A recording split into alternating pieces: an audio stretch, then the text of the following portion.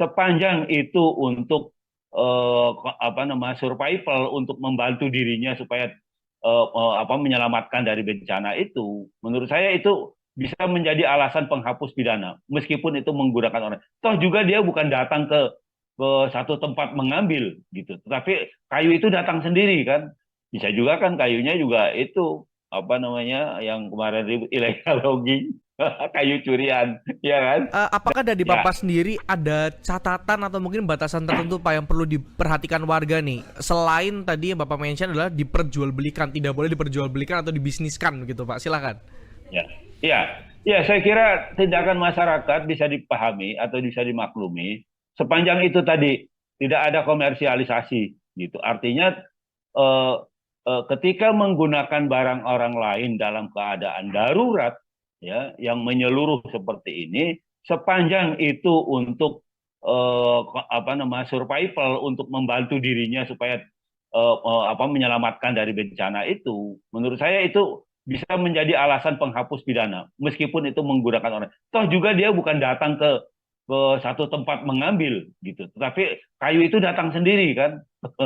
Datang sendiri melalui banjir dan dia gunakan gitu. Dan ini saya kira nggak tidak bisa dikualifikasi sebagai tindak pidana pencurian. Nah, lebih pada pendekatannya adalah keperdataan gitu ya. Artinya para pemilik itu harus membuktikan kayu-kayu itu miliknya, yang digunakan oleh masyarakat ya untuk membantu menggunakannya untuk safety, untuk penyelamatan apa namanya situasi daruratnya umpamanya, maka apa namanya itu lebih pada eh, apa namanya lebih pada kerugian perdata gitu, rugi rugi apa kayunya diambil orang gitu, rugi apa lebih pada kerugian ekonomis gitu.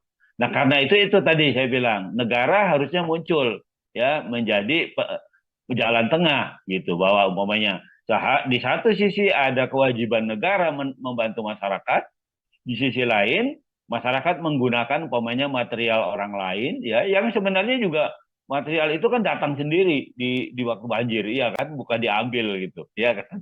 Jadi sebagai bagian dari penyelamatan. Nah, karena itu untuk jalan tengahnya tanpa harus menghilangkan hak orang lain, pemilik kayu umpamanya ya, bisa juga kan kayunya juga itu apa namanya yang kemarin ribut illegal logging, kayu curian, ya kan? Nah, makanya ketika mengklaim itu juga harus jelas gitu. Kalau betul ini kayumu, mana buktinya? Apa namanya? Apakah kamu juga punya hak untuk mengambil kayu dari hutan dan sebagainya, umpamanya? Nah, itu juga persoalan. Nah, karena itu saya bilang kalau kayu itu adalah kayu illegal logging, apa namanya bisa dipastikan para pengusaha yang pemilik kayu itu tidak akan berani menuntut gitu. Tapi sekali lagi negara perlu turun tangan ya, apapun status kayunya, kayu illegal logging atau kayu resmi milik pengusaha, negara dalam hal ini pemerintah daerah harus turun tangan menegaskan bahwa itu semuanya ada dalam tanggung jawab pemerintah daerah. Begitu, Mas. Oke, baik. Terima kasih banyak Bapak Fikar sudah berkenan nih untuk Oke. menyempit